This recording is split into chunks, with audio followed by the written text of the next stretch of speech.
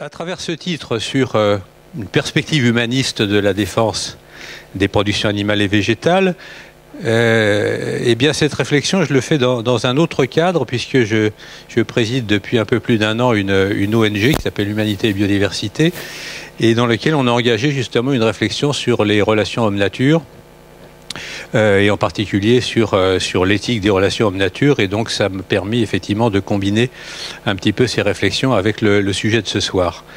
Et effectivement, la question qu'on peut se poser, c'est quelle relation peut-il bien y avoir entre Erasme, Descartes, Emmanuel Kant, et puis donc le courant humaniste au sens philosophique du terme, et puis la défense des cultures. Et donc a priori c'était un titre un peu énigmatique. Et donc pour le traiter, eh bien il faut d'abord peut-être remettre en place la notion d'humanisme, voir comment elle est née, et surtout quels sont les concepts qui la sous-tendent. Et puis dans une deuxième partie, je balayerai très rapidement des sujets qu'on a beaucoup discutés au cours de cette journée et qui sont au cœur des réflexions de l'AEI, c'est-à-dire un certain nombre de concepts nouveaux liés à la protection des cultures et des élevages, pour commencer à distiller mon message, c'est-à-dire que les concepts, les paradigmes de l'humanisme classique, eh bien, sont assez peu adaptés pour s'approprier cette nouvelle manière de voir la défense des cultures et des élevages. Et ça mènera effectivement à ma troisième partie, en forme de conclusion, c'est-à-dire de vous proposer ce qui pourrait être ce que j'appellerais un humanisme élargi par rapport à l'humanisme dans sa version initiale. Alors, commençons effectivement par la première partie, c'est-à-dire on admet effectivement que ce courant qui est né dans le bout de la péninsule eurasienne, c'est-à-dire dans notre Europe occidentale, ou à partir du XVIe siècle, est d'une certaine manière une philosophie qui place l'homme en tant qu'individu au centre des préoccupations et qui affirme à la fois sa liberté, son autonomie et sa capacité à maîtriser son avenir. Donc l'homme est un être de devenir, il n'a de lien que de liens librement consentis et facultatifs, et en plus il ne doit rien à une appartenance quelconque à une société, qu'elle soit de nature religieuse ou laïque, si ce n'est des liens librement consentis. Et ça veut dire que derrière ça, on a effectivement un certain nombre de principes philosophiques, et je vais en retenir trois. Le premier, c'est l'individualisme, c'est-à-dire que l'entité sujet de droit, c'est un individu. Et ça veut dire que les constructions qui vont être faites, et je ne le détaillerai pas, mais je prends l'exemple du paradigme individualiste en économie. Dans la théorie du bien-être en économie, le bien-être collectif est la somme des bien-être individuels. Autrement dit, il y a un paradigme non seulement d'individualisme, mais d'additivité qui fait qu'effectivement, on considère que ces bien-être individuels s'additionnent. Le deuxième paradigme, c'est effectivement, je l'ai dit, l'autonomie, c'est-à-dire l'individu apparaît, et Dieu sait si on cultive la reconnaissance de l'individu autonome, l'individu apparaît comme quelqu'un qui est capable d'une certaine manière d'exister par lui-même et qui n'a va tisser que des liens librement consentis avec d'autres hommes, c'est-à-dire qu'il affirme sa capacité d'autonomie. Et puis le troisième point, je vais davantage détailler, c'est effectivement le dualisme, c'est-à-dire un grand partage entre l'homme sujet de droit, sujet d'histoire, sujet de devenir, et la nature qui, au contraire, espace de déterminisme, espace sans histoire et espace séparé de l'homme. Alors ça, c'est une vieille histoire. Vous connaissez ce qu'on appelle la scala naturae, c'est-à-dire l'échelle des êtres.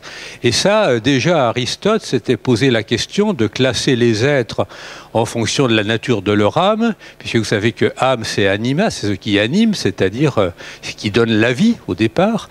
Et donc, il distinguait effectivement les âmes végétatives, les âmes sensitives, jusqu'aux âmes dotées d'intelligence. Et donc, il y avait effectivement cette échelle des êtres qui existait déjà dans les conceptions classiques. Mais effectivement, ce que l'humanisme a apporté, je dirais que c'est une radicalisation de l'échelle des êtres. C'est-à-dire c'est un grand partage qui va séparer d'un côté une espèce, l'espèce humaine, et puis le reste de la nature. Et effectivement, un de ses disciples, donc, quand il a écrit ce traité de l'âme des bêtes, eh bien, voyez le titre de cet ouvrage, hein, où après avoir démontré la spiritualité de l'âme de l'homme, on explique par la seule machine les actions les plus surprenantes des animaux. C'est la théorie des animaux-machines. Hein, autrement dit, il y a d'un côté un être doté de sensibilité, de réflexion, d'intelligence, et de l'autre des individus qui sont dotés d'apparence, mais qui ne sont que des machines. Alors, il est important de revenir sur ce point pour comprendre effectivement à quel point ce choix de Descartes, et Dieu sait si l'on sait qu'il raisonnait de manière cartésienne, était imposé par la métaphysique. Parce que le fait que les hommes soient dotés de sensibilité et souffrent pouvait s'expliquer par le fait qu'ils étaient appelés au salut, et que leur souffrance sur Terre avait comme perspective, d'une certaine manière, le fait d'être appelés au salut.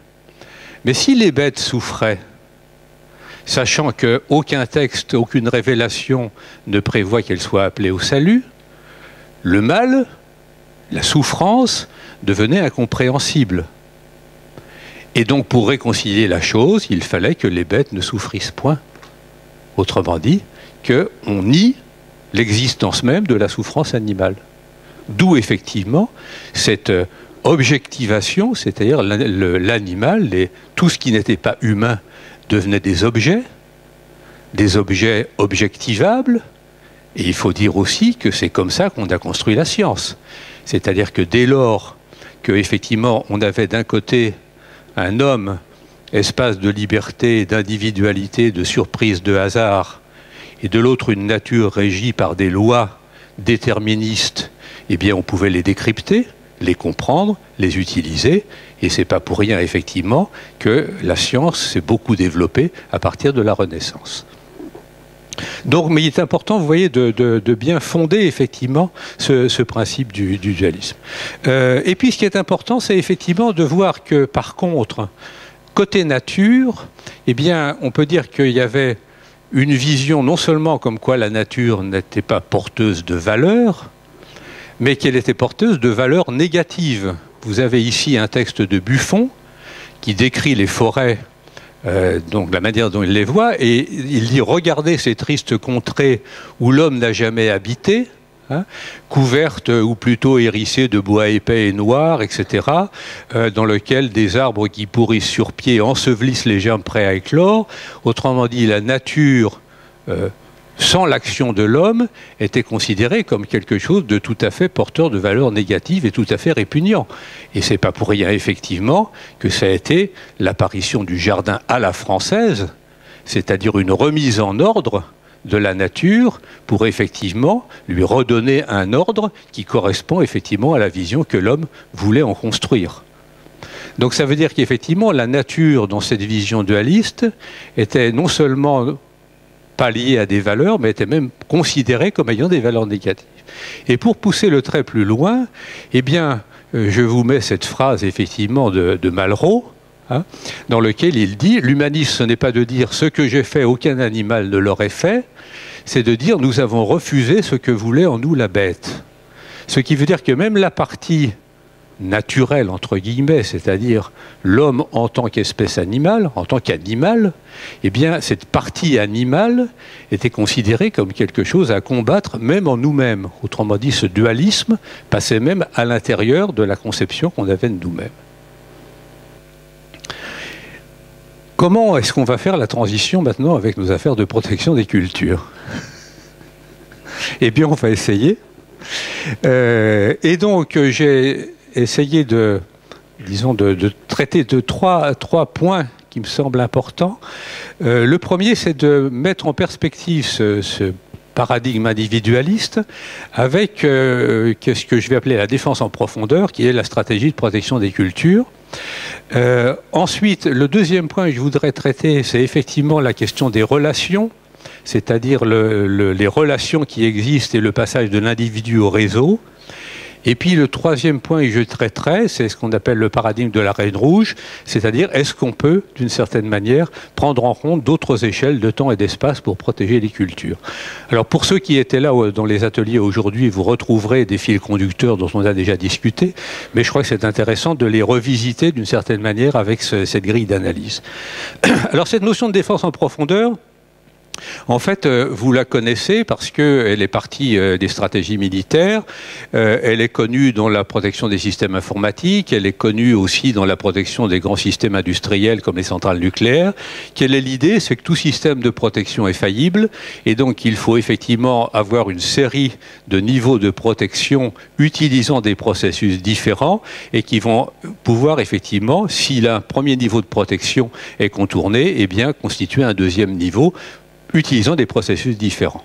Et ça, effectivement, ça va s'opposer à une vision individualiste dans laquelle on va repérer un individu, une plante, un animal, on va étudier ses caractéristiques, on va essayer effectivement de repérer ceux qui sont les plus performants, et donc on essaye de trouver l'individu le plus performant, et puis une fois qu'on l'aura repéré, eh bien c'est la grande photocopieuse, c'est-à-dire on crée un individu population. Autrement dit, on est derrière l'idée qu'on va essayer, à travers la détection d'un individu, ou la création éventuelle par différentes techniques d'un individu particulièrement performant, de lui donner à lui seul l'ensemble des caractéristiques nécessaires pour résister. Et ça veut dire en particulier que quand on revient sur la biodiversité et sur les différents niveaux d'organisation, c'est-à-dire la diversité entre les individus au sein d'une espèce, la diversité des espèces et puis la diversité des assemblages dans les écosystèmes, eh bien ce paradigme individualiste compacte ces différents niveaux, c'est-à-dire qu'on va effectivement ne cultiver qu'une seule espèce dans un écosystème généralement. On va en plus essayer d'avoir des individus aussi semblables que possible dans cette espèce, et puis pour pouvoir effectivement cultiver à grande échelle, eh bien on va simplifier également l'écosystème. Et l'idée effectivement de la défense en profondeur, c'est justement de renoncer à cet individu miracle ayant toutes les caractéristiques, et puis combiner toute une série de solutions, effectivement, qui vont être des différents mécanismes de défense au niveau de l'individu, de la population, du peuplement et de l'écosystème. Alors, quelques petits exemples sans trop rentrer dans les détails. Le premier, vous connaissez, c'est ce que j'appellerais ici les métagénotypes, c'est-à-dire le fait de dire on va plutôt que de mettre toutes les résistances dans un seul individu, on va avoir différents types d'individus et on va faire des mélanges, effectivement, d'individus ayant des caractéristiques différentes et qui vont, par effet, effectivement, de dilution, limiter la propagation des maladies. Ce que je voudrais juste dire, c'est qu'effectivement, le niveau peut-être le plus simple, c'est de dire on mélange et on sème en mélange, mais qu'il y a peut-être effectivement là des évolutions possibles.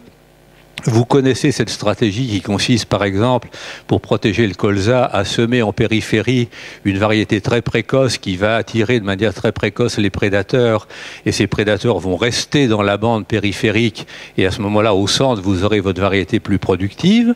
Et puis, on peut effectivement envisager, en particulier avec des pilotages de semoirs astucieux, d'utiliser une théorie qu'on appelle la théorie des percolations, qui est qu'on va voir ici, c'est-à-dire que si on regarde la propagation d'une maladie entre des plantes qui ont un certain espacement, eh bien, quand elles sont relativement proches, on voit que l'épidémie se propage très vite. Et si on les éloigne progressivement, eh bien, on voit que l'épidémie ne se propage pas. Et ce qui est important, c'est qu'il y a un seuil, c'est-à-dire que ce n'est pas du tout, disons, proportionnel à la distance, c'est des phénomènes de seuil, et on l'a bien montré notamment dans la propagation des incendies, c'est-à-dire qu'on sait qu'il y a un taux de porosité optimale qui fait que si on est en dessous du seuil, eh bien on va avoir des phénomènes de rupture et on va pouvoir effectivement éviter la propagation si on connaît bien effectivement ce phénomène de seuil. Et puis, alors là je ne détaille pas, mais effectivement quand on va penser métagénotype, on va penser aussi éventuellement mélange d'espèces. Or jusqu'à maintenant, les généticiens ne s'intéressent pas du tout à la sélection conjointe d'espèces différentes destinées à être élevées ensemble.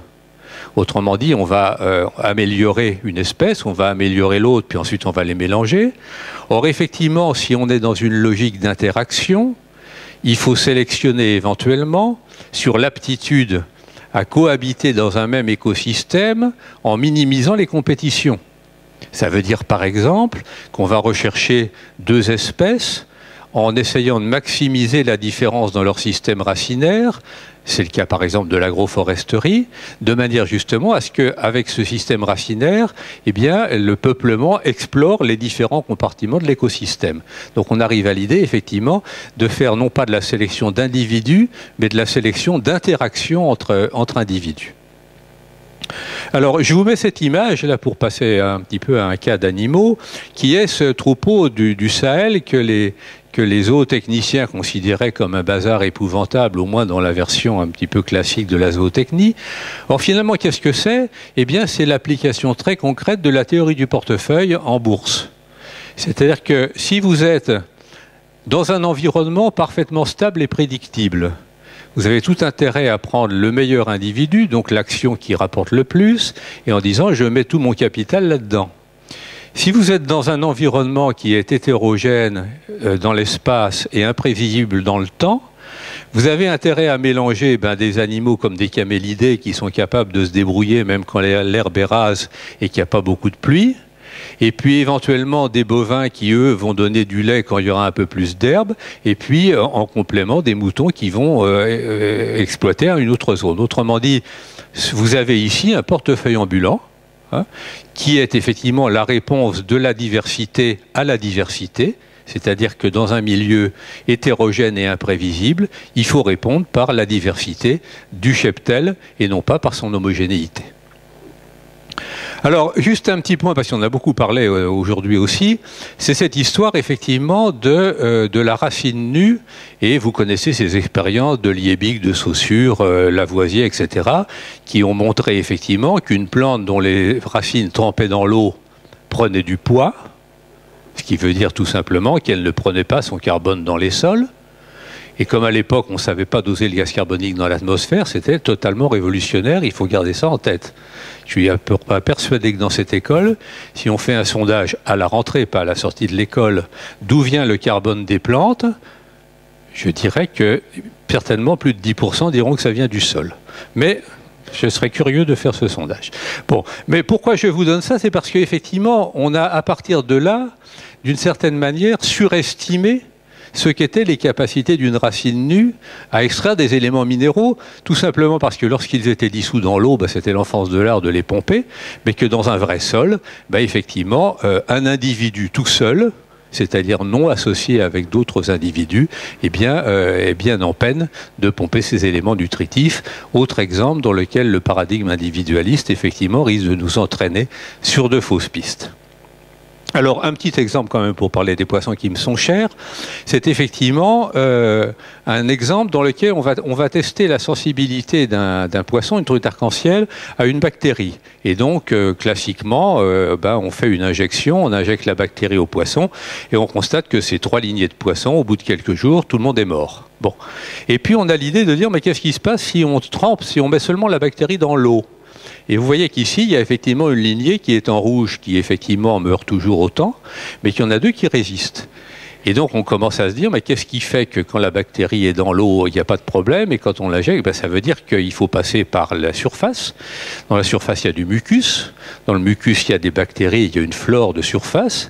Et donc, la question qui est en train d'être travaillée, c'est effectivement, est-ce qu'on n'a pas des effets barrières qui fait que, effectivement, la bactérie, lorsqu'elle arrive en contact avec l'épiderme du poisson, ne passe pas plus loin parce qu'elle va être arrêtée.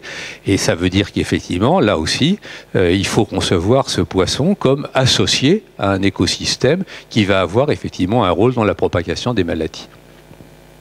Alors je passe sur effectivement l'échelle des paysages parce que je crois que ça sera le sujet de l'an prochain, donc je passe vite. Et puis j'en viens donc à mon deuxième point qui est la question de l'écologie de l'information. Alors qu'est-ce que je veux introduire par là? C'est que quand dans les livres pour enfants ou même dans les traités plus savants on présente un écosystème, on met des compartiments, on met des flèches entre ces compartiments, mais quand on regarde la légende, ces flèches c'est des flux d'énergie. Autrement dit, on regarde le réseau trophique et puis on met des calories, enfin on mesure l'efficacité énergétique, mais généralement la représentation d'un écosystème, eh bien c'est des flux d'énergie. Et l'idée que je voudrais faire passer, c'est que si on lit effectivement cela, non pas comme des flux d'énergie, mais comme des flux d'informations, eh bien, c'est une autre lecture et une autre manière de traiter l'écosystème, mais qui va montrer effectivement à quel point un individu non relié à d'autres individus, eh bien, ne va pas pouvoir se débrouiller dans un écosystème. Alors, vous avez vu la semaine dernière, la une du Monde en première page, sur effectivement les étonnantes découvertes de la neurobiologie végétale. Donc, c'est encore en ligne, je crois, si vous voulez lire l'article. Et un des exemples là qui est connu, qui avait été là aussi fait la une de la presse, c'est effectivement ce titre assez étonnant, l'acacia tueur en série. De quoi il s'agit? Il s'agit de ce qui s'est passé en Afrique du Sud, dans lequel la prolifération des antilopes qui broutaient les feuilles d'acacia, eh bien, a fait que les acacias ont commencé à sécréter davantage dans leurs feuilles des substances toxiques, d'où effectivement des mortalités de ces antilopes parce que c'était des antinutritionnels. Mais ce qui est très intéressant, c'est que même les acacias qui n'étaient pas broutés par les antilopes se sont mis à faire la même chose. Autrement dit, ça veut dire qu'un signal est passé entre les acacias qui ont fait que cette information, attention, il y a surpâturage et donc il faut se protéger, eh bien voilà un exemple d'information qui est passée. Alors, on reviendra tout à l'heure sur comment elle a fait pour passer, mais ça c'est un autre problème. Et ça veut dire qu'effectivement, on va passer de cette idée d'une plante victime, éventuellement innocente, de bioagresseur, au fait effectivement qu'il y a toute une circulation d'informations. Ça, c'est un exemple sur un brocoli, dans lequel effectivement il y a des mouches qui vont venir pondre et avec des petites larves qui vont donner des ravages au niveau du collet. Mais effectivement, qu'est-ce qui se passe? Eh bien, ce brocoli agressé va émettre des signaux, là aussi, informations, qui vont repousser ces mouches pour qu'il n'y en ait pas trop qui viennent pondre, et puis de manière plus méchante, il va émettre des signaux qui ont une potentiel attractif pour des insectes qui, eux, sont des prédateurs de ces œufs et de ces larves, c'est-à-dire qu'il informe effectivement l'écosystème qu'il y a des choses à manger et les prédateurs arrivent. Donc voilà ce que c'est que l'écologie de l'information. Alors vous connaissez une des applications quand même qui s'est bien développée, c'est la confusion sexuelle, qui est maintenant en viticulture assez utilisée, dans laquelle on va diffuser effectivement des substances qui miment l'odeur du mâle, et les femelles effectivement vont venir volter autour de ces petits trucs en plastique. Les œufs ne sont pas fécondés et donc il n'y a pas de ravage. Mais ce que je voudrais dire maintenant, c'est effectivement, pour revenir à cette question de comment l'information passe, eh bien, ce terme d'Internet du sol a été introduit par Paul Starsnetz pour désigner effectivement le fait qu'à travers le réseau mycélien des sols, eh bien, peut-être qu'il circulait des choses. Et vous savez effectivement qu'avec les méthodes de biologie moléculaire, on a pu analyser, par exemple, dans une grande forêt, vous voyez ces ronds qui sont en train de se dessiner, qui sont des ronds d'un champignon pathogène, et on a pu montrer que c'était un individu. Autrement dit, que sur plusieurs centaines d'hectares, c'était un individu champignon qui se manifestait pour les promeneurs par de temps en temps dans la forêt, un champignon comestible intéressant, mais c'était le même individu, ce qui veut dire que les champignons sont les plus grands êtres vivants du monde. Le champignon en question, leur corps, mais tout le monde maintenant est en train d'essayer de battre leur corps. Je crois que le dernier record, c'est 600 tonnes, c'est-à-dire une estimation d'un individu de 600 tonnes. Et ça veut dire qu'effectivement, ça fait un câblage entre l'ensemble des êtres vivants qu'il peut y avoir dans une forêt, en particulier les arbres, et ce qui veut dire que les circulations éventuelles d'informations à travers ce réseau, d'où le terme d'Internet du sol, eh bien, peuvent se faire effectivement parce qu'il y a ce câblage qui va faire effectivement, on va retrouver l'exemple de l'acacia tout à l'heure, des informations qui peuvent passer à travers ce réseau. Et puis, autre point qui bouge beaucoup aujourd'hui, c'est effectivement la sensibilité à des signaux physiques. Alors ça, le fait que les plantes soient sensibles à la lumière, à la gravité et à la température, tout ça on le sait.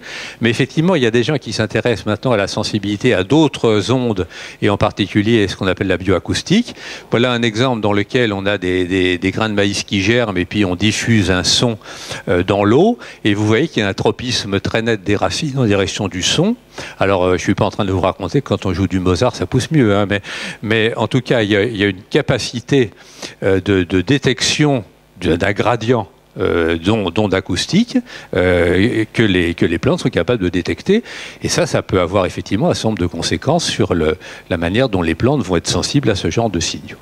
Alors pourquoi et puis le troisième niveau d'information et d'écologie de l'information, eh bien c'est ce que j'appelle la métabibliothèque génétique, c'est-à-dire le fait que les êtres vivants eh bien, vont pouvoir puiser à plus long terme dans un répertoire de savoir-faire, parce que finalement le génome c'est de l'information d'une certaine manière. Alors ce qu'on connaît bien, c'est effectivement la transmission verticale des caractères, mais on peut dire que là c'est un génome privé, c'est-à-dire qu'une espèce se transmet de génération en génération des caractères, mais ce qui émerge beaucoup, c'est effectivement ce phénomène de transfert horizontaux entre espèces différentes. Et ça, l'intérêt de cela, c'est que ça permet des acquisitions d'informations beaucoup plus rapides que le transfert vertical intraspécifique. Et ça, c'est ce qu'on commence à voir avec, là aussi, toutes les techniques de génomique, à quel point les êtres vivants, à différentes échelles de temps, échangent effectivement de l'information en passant la barrière des espèces. Alors, et donc, au début, on le connaissait dans le cas des plasmides bactériens, donc avec l'acquisition de multirésistance aux antibiotiques, ça j'y reviendrai, mais on le voit aujourd'hui, on l'a montré entre des bactéries du sol et des champignons, entre des bactéries et des plantes, puis on a reparlé ce matin d'agrobactérium, et puis maintenant on a vu qu'effectivement dans le génome d'insectes, comme des drosophiles ou des génomes de nématodes, on voit des morceaux d'ADN bactérien, et donc il y a eu des acquisitions, j'y reviendrai, de propriétés par ce transfert d'informations. Donc ça veut dire qu'effectivement cette écologie de l'information, c'est-à-dire cette circulation de l'information dans les écosystèmes, c'est absolument nécessaire à l'existence même de ces individus, et vous voyez où je veux en venir par rapport effectivement au fait que les individus peuvent exister de manière autonome. Alors pourquoi j'insiste beaucoup, c'est parce que nous sommes une espèce qui est un peu infirme sensorielle, c'est-à-dire que par rapport, vous rentrez dans une forêt avec vos oreilles, votre nez, vos yeux, etc., notre capacité à détecter tout ce qui circule comme information chimique, physique et autres dans une forêt est limitée par nos capacités. Et je prends un exemple de notre spectre auditif. L'homme entend entre 60 Hz et 23 000, et ça c'est l'homme jeune, parce que moi c'est plutôt 15 000. Bon, autrement, et notre bonne vieille vache, vous voyez qu'elle entend largement plus large, elle entend du 20 Hz et jusqu'à 35 000. Les cétacés montent à 100 000, on le sait aussi pour les chauves-souris et autres, donc ça veut dire qu'ils entendent les ultrasons alors que nous on n'entend rien. Et puis, vous savez inversement que les éléphants entendent les infrasons, c'est-à-dire aux alentours de 15-16 Hz. Et ça veut dire que des troupeaux d'éléphants, même très espacés les uns des autres, communiquent entre eux parce que les infrasons, ça passe très bien dans le sol. Et donc, effectivement, restent en contact et échangent de l'information en permanence, même à grande distance, en utilisant ces infrasons. Et puis, un autre exemple, c'est notre spectre visuel. Là aussi, alors une découverte récente que je vous signale, c'est que chez 10% des femmes et 0% des hommes, il y a un quatrième récepteur qui permet de mieux discriminer le bleu et le vert. Donc 10% des femmes ont cette duplication du gène, d'où certainement, pour ceux qui l'ont, des disputes infernales avec leur mari pour savoir si c'est bleu ou si c'est vert. Il doit y avoir des gens qui ont peut-être cette expérience chez eux. Mais autre chose, c'est qu'effectivement, si vous regardez le spectre visuel de l'abeille, elle va voir beaucoup mieux dans l'ultraviolet. Par contre, elle voit moins bien dans le rouge. Et ce que vous avez ici, ce sont des fleurs de marronnier. Vous, en tant qu'humain, vous voyez des fleurs jaunes et des fleurs rouges. Les fleurs jaunes, elles ne sont pas encore fécondées. Les rouges, elles ont été fécondées. L'abeille ne voit pas les fleurs rouges. Et elle s'en fiche parce que, justement, il n'y a rien à trouver. Donc, ça veut dire qu'elle ne voit que les fleurs jaunes qui sont justement les fleurs qui ont besoin d'être fécondées. Donc ça veut dire qu'il y a une sélectivité dans le butinage et qui est liée effectivement à cette perception différente. Donc ça veut dire qu'effectivement il ne faut pas penser l'écologie de l'information avec nos récepteurs sensoriels. Si on veut la décrypter, il faut beaucoup élargir cela. Et puis j'en viens effectivement à mon dernier point pour illustrer là aussi la prise en compte du temps, puisque là aussi, je ne l'ai pas dit mais j'y reviendrai, l'humanisme, c'est un humanisme de contemporain, c'est-à-dire qu'on s'intéresse uniquement à ce qui se passe dans une génération donnée. Alors qu'est-ce que c'est que la Reine Rouge? Ben, ça, vous connaissez Lewis-Carroll, donc ça a été beaucoup pris par les évolutionnistes autour de l'idée. Donc la Reine Rouge, c'est Alice qui dit à la Reine, mais pourquoi tu cours tout le temps? Et la Reine lui répond, je cours tout le temps pour rester immobile. Bon. Et donc, c'est ça le paradigme de l'évolution, c'est-à-dire, effectivement, entre les agresseurs éventuels et les plantes, ou les animaux, eh bien, il y a une espèce de course sans cesse, parce que les résistances entraînent des évolutions qui elles-mêmes entraînent des résistances, alors qu'on a l'impression que le système reste immobile. Et la question que je voudrais traiter, mais je m'en excuse de manière très rapide, c'est est-ce qu'on peut arrêter la Reine Rouge? C'est-à-dire, est-ce que il faut avoir ça en tête et éviter, effectivement, ces phénomènes d'évolution? Alors, première idée, on va revenir à mon mélange de variétés.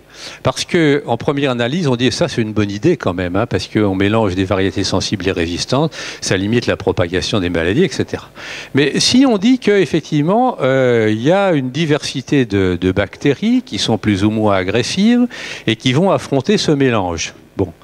Eh bien, à la sortie de cela, le mélange va être enrichi en bactéries plus agressives. Pourquoi? Parce que les bactéries peu agressives n'auront pu se développer que dans les espèces sensibles, alors que les bactéries plus agressives auront pu se développer à la fois sur les espèces sensibles et résistantes, et donc on aura enrichi le mélange en espèces plus agressives. Autrement dit, même si on met des espèces sensibles, le simple fait d'introduire des variétés résistantes lance la Reine Rouge et enrichit progressivement le système en bioagresseurs plus agressifs. Et donc la question, effectivement, est-ce qu'il faut rester sur l'idée des plantes résistantes ou au contraire aller davantage vers des plantes tolérantes, voire vers des plantes que j'appelle élicitables, c'est-à-dire dans lesquelles on peut déclencher des phénomènes de tolérance uniquement lorsque ça sera nécessaire, c'est toute une réflexion qu'on peut poser. L'autre chose sur laquelle on peut se poser la question, vous savez qu'au moment où il y a eu le développement des OGM, on a beaucoup développé ce qu'on appelle la théorie des refuges. C'est-à-dire le fait d'avoir des zones, effectivement, qu'on allait mettre en maïs non OGM pour éviter l'application de la résistance, l'apparition de la résistance. Il y a eu beaucoup d'études théoriques et expérimentales. Je pense que, quoi qu'on pense des OGM, le fait de voir si effectivement tout ce qui a été fait en modélisation sur la théorie des refuges pourrait pas être davantage utilisé en protection des plantes, il y aurait peut-être quelque chose à travailler.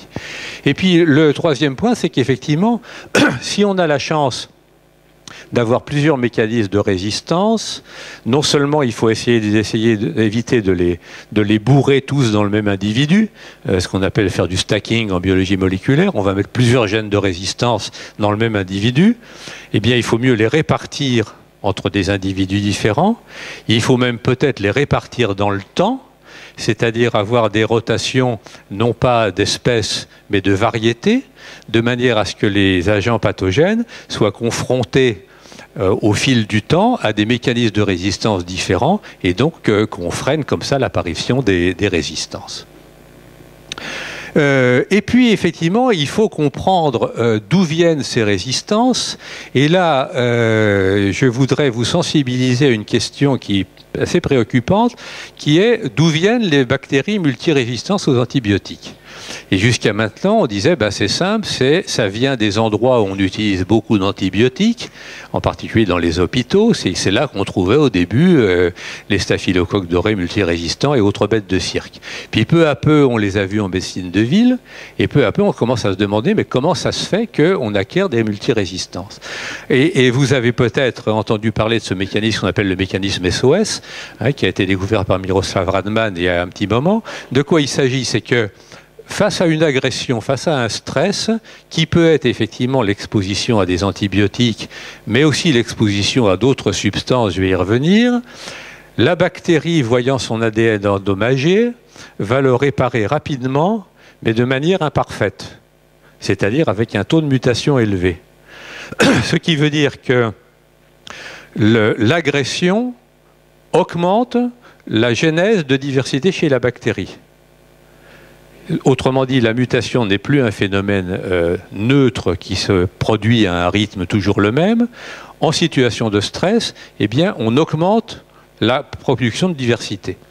Deuxième point important, une fois que cette diversité apparaît, il suffit de concentration d'antibiotiques dans le milieu plus de 100 fois inférieure aux doses efficaces pour sélectionner les mutants résistants.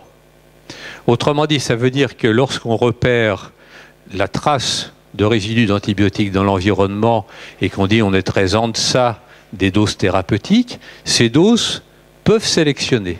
Et puis troisième point, on a montré, il y a des papiers qui sortent actuellement, que par exemple, certains produits phytosanitaires et certains herbicides pouvaient avoir aussi des rôles facilitants en tant qu'agents de sélection. Pourquoi? C'est parce que effectivement les mécanismes et les cibles de la sélection par ces substances chimiques eh bien, sont les mêmes que ceux pour les antibiotiques. Et ça veut dire qu'effectivement, il est possible aujourd'hui qu'une partie de la genèse des problèmes qu'on peut avoir en santé publique soit éventuellement se déroule au sein même de l'environnement, mais à des signaux très faibles parce que les concentrations sont très faibles. Alors, conclusion de cette deuxième partie, je l'ai balayée très rapidement, eh bien, c'est qu'on arrive effectivement à dire que si on veut appliquer ces nouvelles approches, il faut un nouveau regard, passer de la notion d'organisme performant à une diversité de niveaux d'organisation complémentaires, autrement dit renoncer à cette vision purement individualiste. Il faut passer de cette idée d'une entité autonome qui va se défendre toute seule à cette idée d'écologie de l'information, c'est-à-dire à la circulation d'informations qui vont être partagées et qui vont permettre une défense de l'ensemble des individus, même n'appartenant pas forcément à la même espèce. Et puis, il faut passer effectivement d'une gestion annuelle à, disons, au niveau de la parcelle, à un niveau beaucoup plus large dans le temps et dans l'espace. Autrement dit, il faut passer d'une vision de l'homme qui affronte des bioagresseurs à une idée qu'il faut gérer une coévolution d'une communauté vivante qui intègre l'homme, mais qui effectivement doit être vue dans la durée. Et c'est ça qui m'amène effectivement à revenir sur qu'est-ce qu'il faut penser en termes d'humanisme par rapport à ça, et ça va être ma dernière partie. Alors, ce que je voudrais rappeler tout d'abord, c'est que ce que je vais appeler les 4 saisons de l'humanisme, c'est que depuis la définition canonique que j'en ai donnée à la Renaissance, il s'est passé quand même un certain nombre de choses. Et tout d'abord, il faut bien rappeler que dans la définition des humanistes de la Renaissance, l'homme, c'était le mâle blanc adulte. Hein? Autrement dit, c'est lui qui était sujet de droit. Hein, mais qu'effectivement, on considérait que le travail des enfants, le traitement des femmes comme des sujets secondaires et l'esclavage ne choquait pas particulièrement les humanistes de la Renaissance. Et en plus, on s'est rendu compte que, c'est pour ça que j'ai dit que c'était un courant de pensée qui était né dans le bout de la péninsule eurasienne, c'est qu'effectivement, et je revois là des travaux d'anthropologues comme Philippe Descola, ça fait partie d'une des grandes cosmologies, d'une des grandes représentations du monde, mais il en existe bien d'autres. Ce matin, Michel Hirifon parlait effectivement des représentations cosmologiques en Inde ou en Chine. Eh bien, effectivement, on n'est pas du tout dans le même paradigme que celui qu'on vient de décrire. Et ce qui est important, c'est que, et les anthropologues le reconnaissent aujourd'hui, lorsqu'on a découvert effectivement qu'il y avait d'autres visions, d'autres représentations du monde, que certaines sociétés qu'on qualifie d'animistes considéraient qu'il y avait un ensemble d'êtres vivants qui communiquaient entre eux, qui avaient tous une âme et avec lequel on pouvait effectivement entretenir des relations, eh bien on a dit bon certes, mais on était dans une approche et dans une vision évolutionniste, non pas au sens darwinien du terme, mais au sens des sciences sociales, c'est-à-dire que ce qu'on voyait étaient les prémices dans des sociétés primitives, de ce qui allait peu à peu les emmener vers des sociétés civilisées.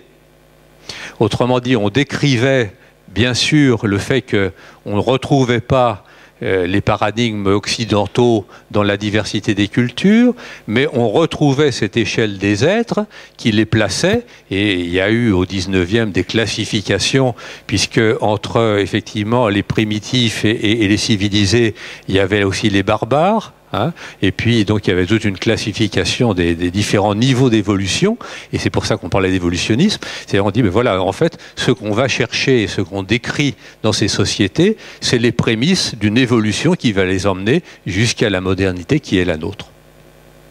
Alors, qu'est-ce qui a changé? Ben, c'est-à-dire qu'on a quand même peu à peu étendu la notion d'être humain. Ouais, c'est-à-dire qu'on a élargi peu à peu avec les premières lois sur les droits des enfants, puisque rappelez-vous que dans le droit romain, enfin dans la société romaine, le fait de tuer son enfant n'était pas un crime. Hein. Autrement dit, effectivement, le pater familias avait le droit de vie et de mort. Donc, droit des enfants, esclavage, donc il a fallu attendre 1848, droit des femmes et droit de vote en particulier 1944, et si vous le voulez dans la discussion, je vous dirai pourquoi De Gaulle a donné le droit de vote aux femmes, c'est pas particulièrement glorieux, mais enfin tant mieux. Hein.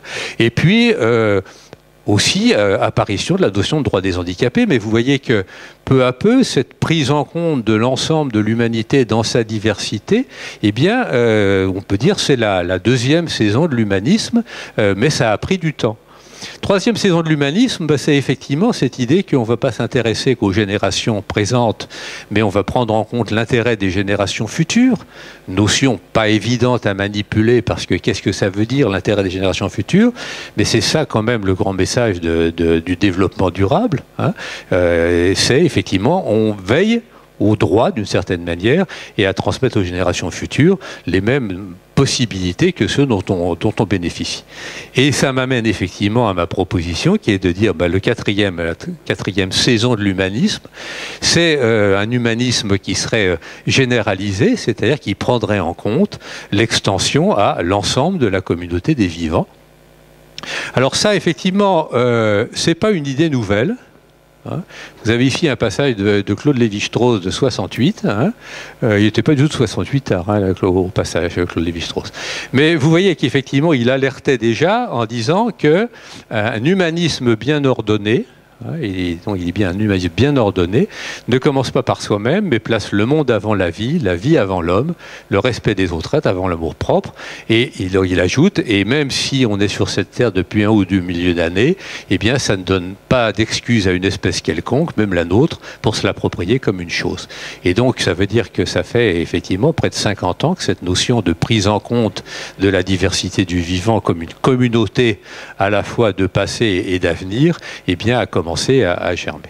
Alors, et ça veut dire, pour faire un mauvais calembour latin, qu'il faut passer du fameux cogito ergo sum de Descartes à cogito ego sum, c'est-à-dire au fait qu'on se pense comme effectivement membre du communauté.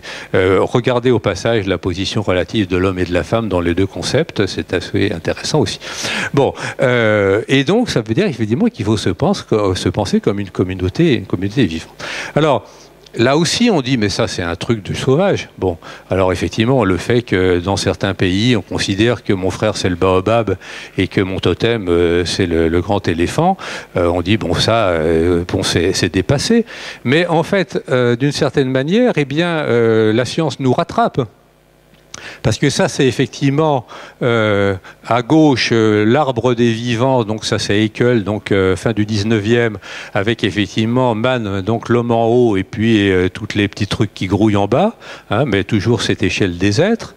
Et puis ce que vous avez à droite, eh bien c'est l'arbre du vivant par la biologie moléculaire, hein, et vous avez effectivement donc l'homme et puis le maïs qui sont dans un petit coin. Tout le reste, c'est des bactéries. Bon. Donc ça veut dire qu'effectivement, cette parenté, non pas symbolique et totémique, mais liée au fait qu'on est issu, je dirais qu'on est parent à certains degrés de tous les êtres vivants. Et vous savez qu'une des grandes révolutions de la génétique qui était totalement impensable avant qu'on le trouve, c'est l'universalité du code génétique. Ça nous paraît évident, et pour les étudiants aujourd'hui, ça vous semble évident.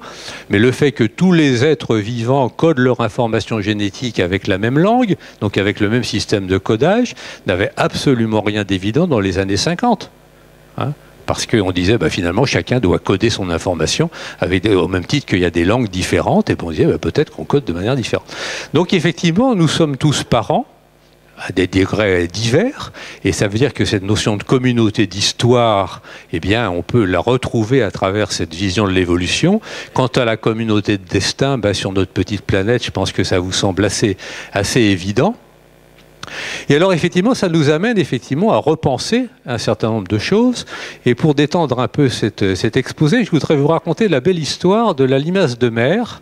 Donc ça, c'est une bête qu'on trouve dans les océans. Elle est très bien, elle est toute verte. Et ce qui est très joli, c'est que quand on la met dans un aquarium au soleil, eh bien, elle va très bien et elle grandit. Bon.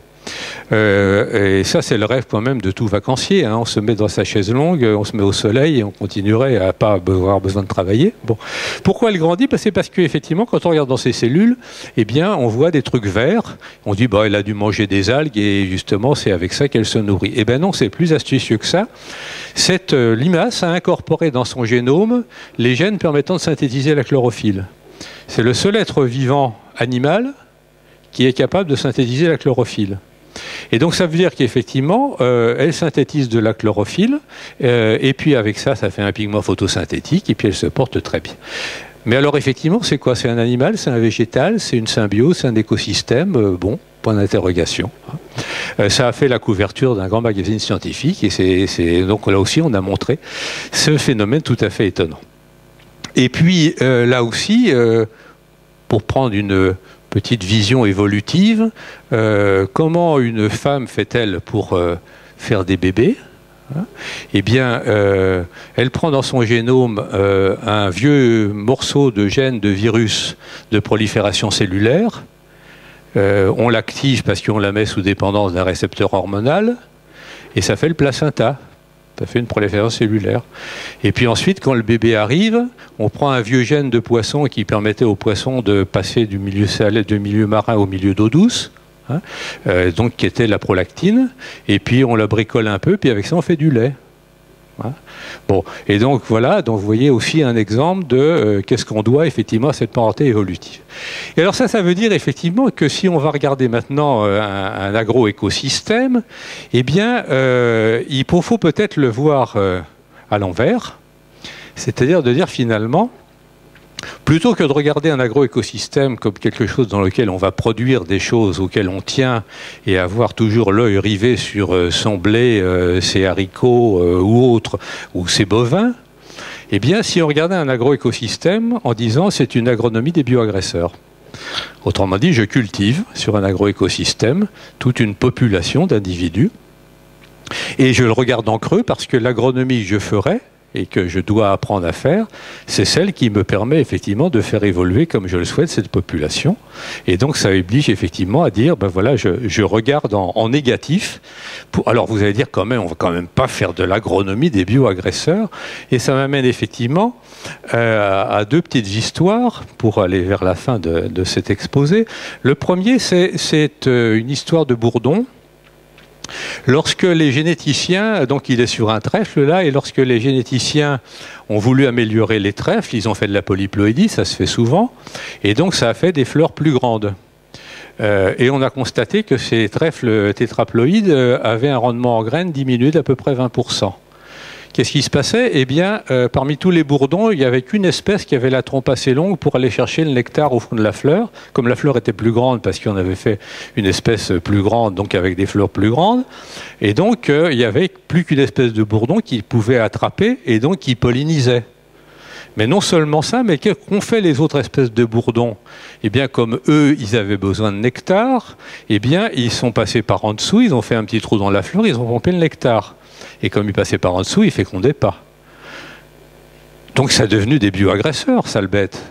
Bon. Mais le bourdon, il ne sait pas qu'il est bioagresseur. Lui, il va chercher son nectar, puis il le prend comme il peut. Hein. Un autre exemple que je vous donne, c'est effectivement ici une petite abeille qui est en train de butiner des fleurs d'oranger. Et donc pendant longtemps, on disait bah, c'est bien d'avoir des ruches pas loin des vergers d'agrumes, parce qu'effectivement ça pollinise, etc. Puis ensuite on a inventé les fruits parthénocarpiques, c'est-à-dire qu'ils se développent sans faire de pépins. Et on a dit, mais il faut surtout pas que ça soit fécondé, parce que si ça féconde, ça va faire des pépins. Et on a dit aux arboriculteurs, aux gens qui faisaient du miel, là, dégagez vos ruches, parce que c'est une nuisance. Bon. L'abeille, elle continue à faire son travail d'abeille. Donc la question de se poser la question, mais de quel droit on dit que c'est un bioagresseur? Est-ce que c'est pas effectivement la manière dont on a géré le système qui va faire que des espèces deviennent effectivement des bioagresseurs? Eh bien, c'est toute une question qui mérite d'être regardée. Et je terminerai par là, c'est-à-dire que cette idée de passer au cogito ergo sum, disons, cette vision qui intègre dans l'humanisme l'ensemble de la diversité du vivant, eh bien c'est peut-être une manière aussi de repenser notre humanisme, c'est-à-dire notre relation entre les êtres vivants. Et là, je vous ai mis une citation de quelqu'un qui est à la fois ingénieur agronome et ethnologue, hein, André-Georges Audricourt, qui s'est posé la question des liens, des correspondances, et Lévi-Strauss a repris ça d'ailleurs, des correspondances qu'il pouvait y avoir entre notre représentation des liens avec la nature, avec les autres êtres vivants, et nos systèmes d'organisation sociale. Et donc ce qu'il dit, c'est est-ce qu'il est absurde de se demander si les civilisations dans lesquelles il y a des dieux qui commandent, des morales qui ordonnent, des philosophies qui transcendent, n'aurait pas quelque chose à voir avec des systèmes hiérarchiques du type élevage et une prédilection pour des modes de production esclavagistes. Et si effectivement les morales dans lesquelles on est plutôt en lien avec du végétal et dans une vision plus horizontale, eh bien n'ont pas généré effectivement d'autres représentations des liens entre les hommes. Et vous savez effectivement qu'en particulier dans la philosophie bouddhique, cette idée que chaque être humain n'est qu'une concentration locale et provisoire de matière dans le lien entre le grand tout, fait complètement partie de la manière dont les gens se vivent, disons, se perçoivent dans leur univers. Autrement dit, cette idée qu'ils ne sont rien sans être reliés alors à une tribu, à une appartenance, à un clan, que sais-je, et qu'ils existent en tant qu'un collectif dont ils ne sont qu'un des représentants, on connaît beaucoup dans un certain nombre de sociétés.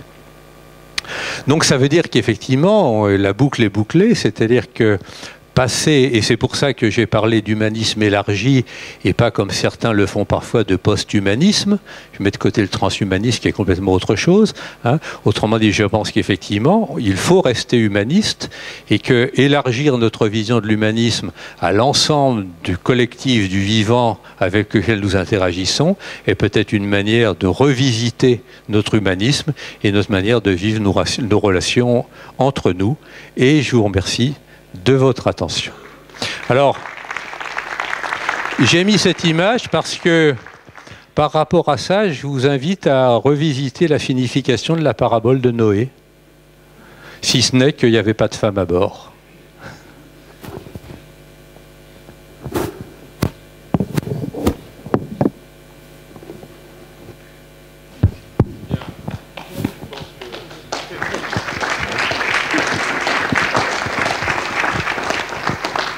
S'il n'y avait pas de femme à bord, comment est-ce qu'on est là encore? Alors comment il s'est reproduit Noé s'il n'y avait pas une femme?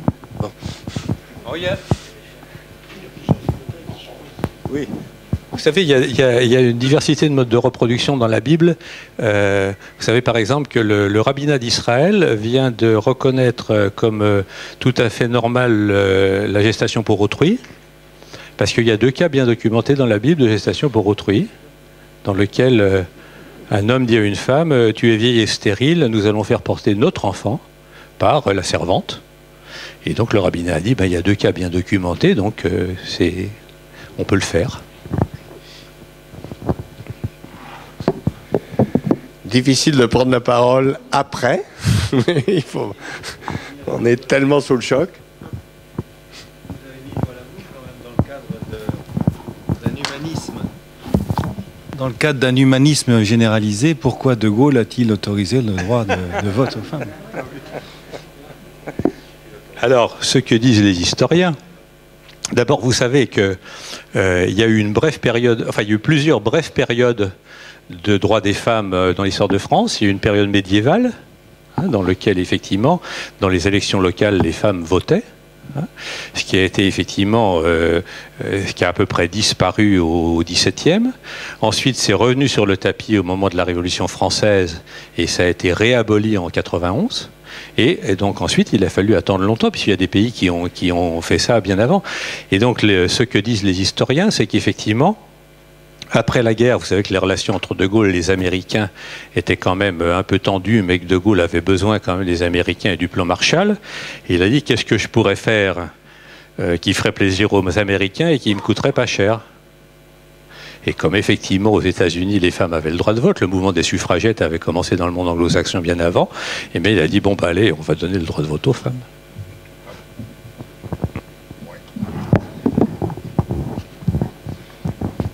Ce point d'histoire étant éclairci, revenons au fond.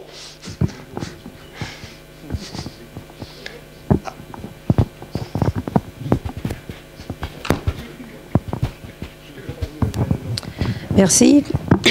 Merci beaucoup, Bernard. On ne regrette pas d'être resté.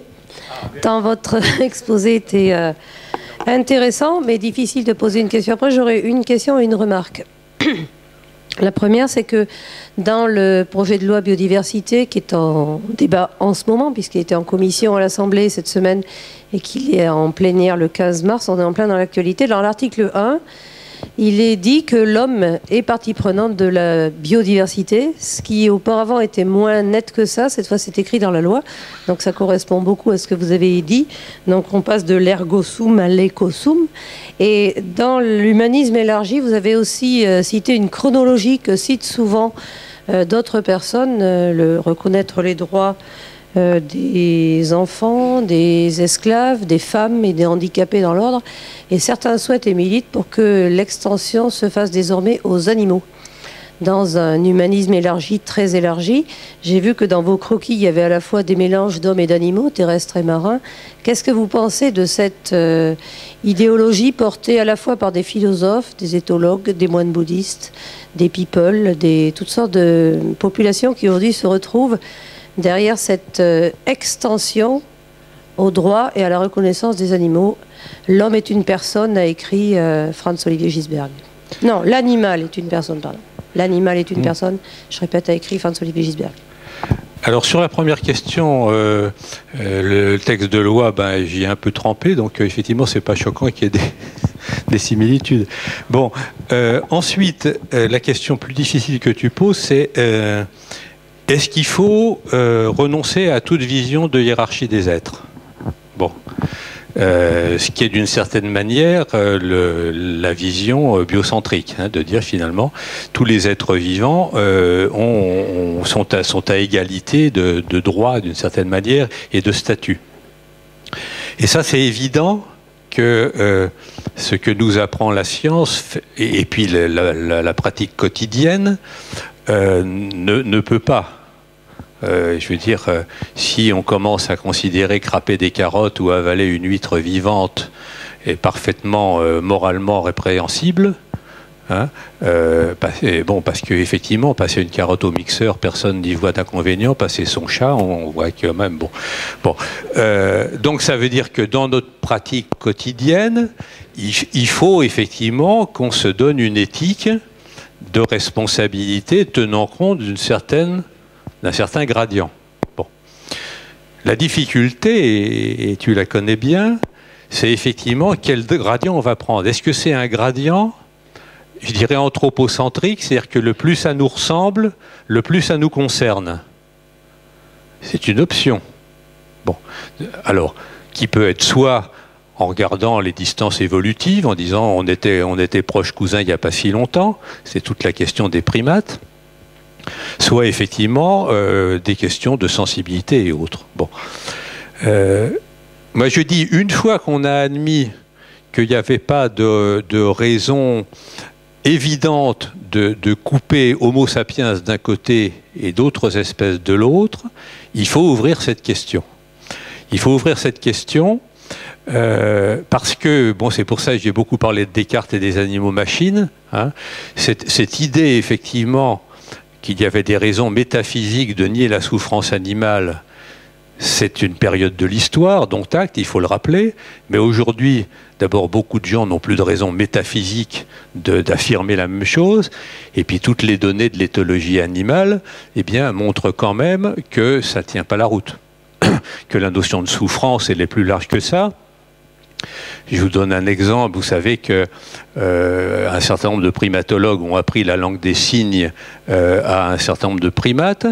Et ce qui est intéressant, c'est qu'une fois qu'ils l'ont appris, ils causent entre eux en langue des signes. C'est-à-dire que c'est pas uniquement pour communiquer avec les hommes, c'est qu'ils ont considéré que c'était intéressant. Alors bon, en tout cas, on les voit qui causent entre eux. Bon, et effectivement, une des primatologues qui avait recueilli un chimpanzé et qui lui avait appris la langue des signes, dit que le chimpanzé lui a dit qu'il était triste parce que les chasseurs avaient coupé le cou de sa maman.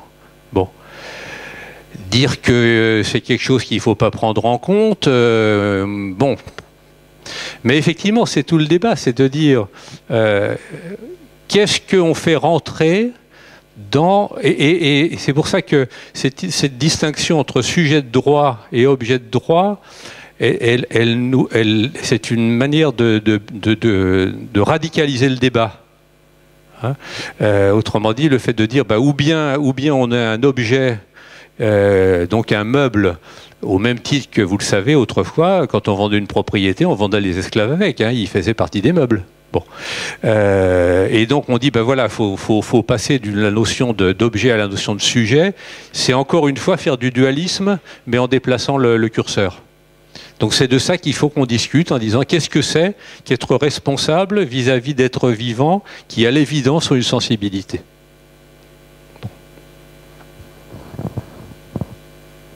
Qui d'autre? Vous avez présenté l'évolution et donc l'élargissement de l'humanisme comme un processus d'inclusion. Donc à chaque nouvelle étape, les étapes précédentes sont incluses. Et est-ce que, parce que si on passerait à un niveau donc où les êtres humains seraient liés en quelque sorte avec les autres êtres vivants, les lois écologiques s'appliqueraient aussi aux êtres humains. Et est-ce que ce serait compatible, par exemple, au niveau de l'individualisme, justement, où, comme on a dans les sociétés européennes, on a du mal à accepter la mort d'un individu, tandis que dans les sociétés orientales, la mort de certains individus est plus acceptable. Alors, il y a deux choses.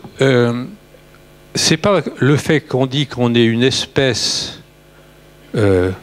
parmi d'autres qui amène à dire qu'on est une espèce comme les autres. Bon, parce que là aussi, ça serait nier la diversité. Bon, et même la biodiversité. Autrement dit, nous sommes une espèce parmi d'autres, et c'est cette idée qu'il faut avoir, cette notion de relation. Mais le fait que nous ayons des capacités de perception, d'intelligence, d'organisation et autres qui nous soient particulières, jusqu'à maintenant, même si on peut retrouver des prémices peut-être dans des primates, eh bien, il ne faut pas le nier. Hein. Et donc, c'est ça qu'il faut bien distinguer. Bon.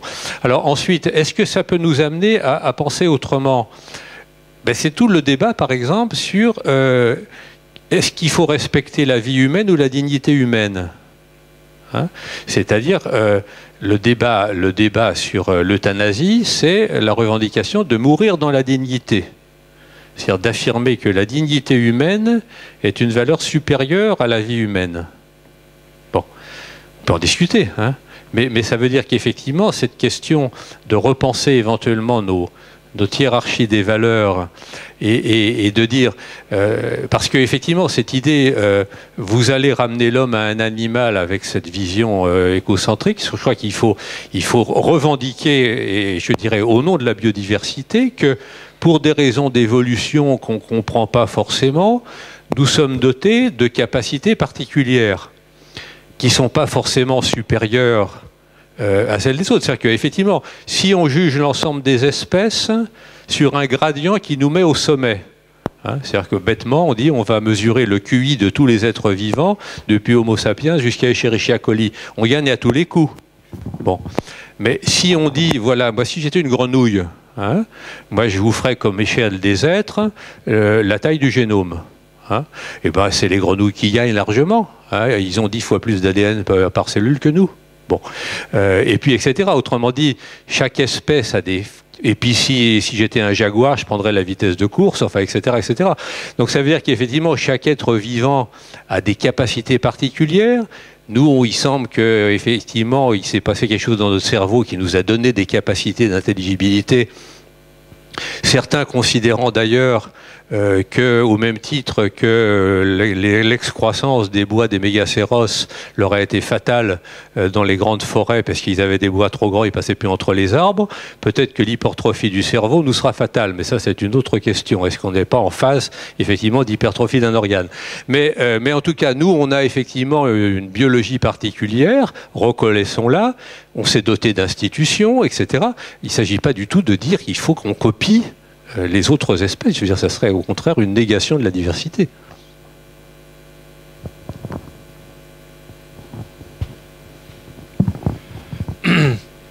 Toujours sur cette question de la hiérarchie des êtres.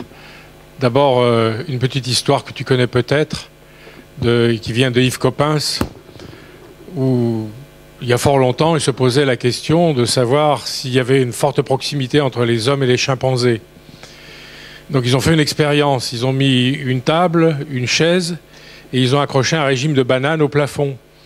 Et ils ont mis un chimpanzé dedans, en se disant, s'il est aussi intelligent que nous, il va très rapidement mettre la chaise sur la table, monter sur la chaise et décrocher le régime de bananes. Et ils se rendent compte d'un seul coup qu'ils n'ont pas de lieu d'observation autre que le trou de la serrure.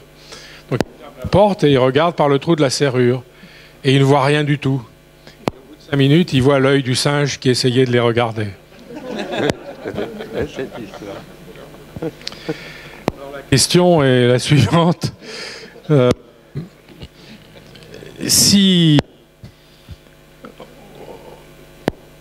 Enfin, il s'est déjà produit dans l'histoire du monde de nombreux cas où il y a eu saturation, transformation profonde des écosystèmes par les sociétés et problème malthusien, c'est-à-dire impossibilité pour les sociétés de s'alimenter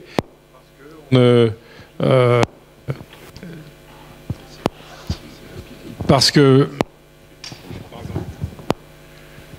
n'arrivait pas à régénérer les écosystèmes pour qu'ils aient une productivité suffisante.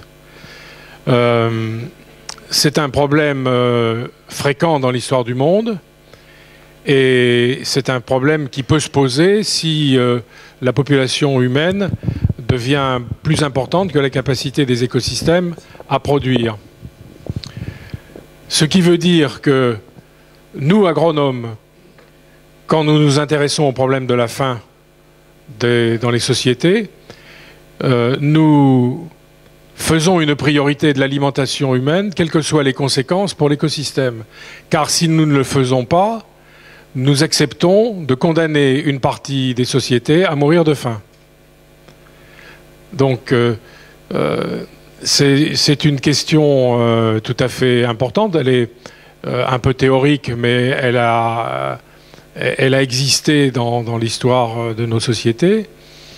Et quand il y a des discussions à caractère philosophique sur faut-il préférer la nature ou faut-il préférer alimenter les sociétés quel que soit le prix à payer pour la nature, je voudrais dire que j'ai rencontré des députés français au Parlement européen qui considéraient que l'émergence de maladies telles que le sida en Afrique était une conséquence de la trop grande expansion des sociétés humaines et que c'était la réponse de l'écosystème et qu'il fallait laisser faire.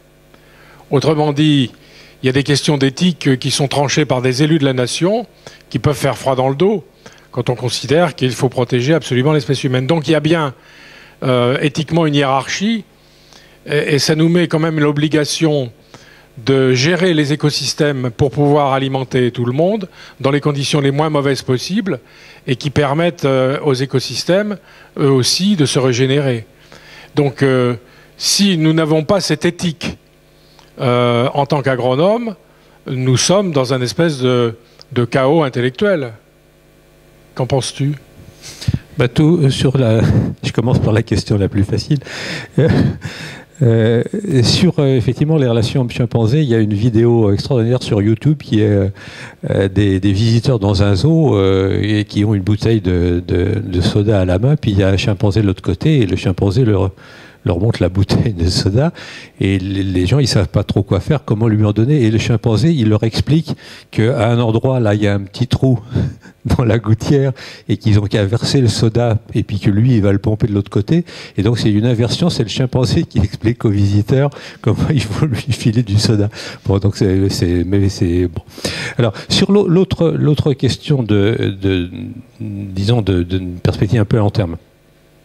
Le premier point quand même, c'est qu'on a perdu l'essentiel de nos capacités d'adaptation darwinienne.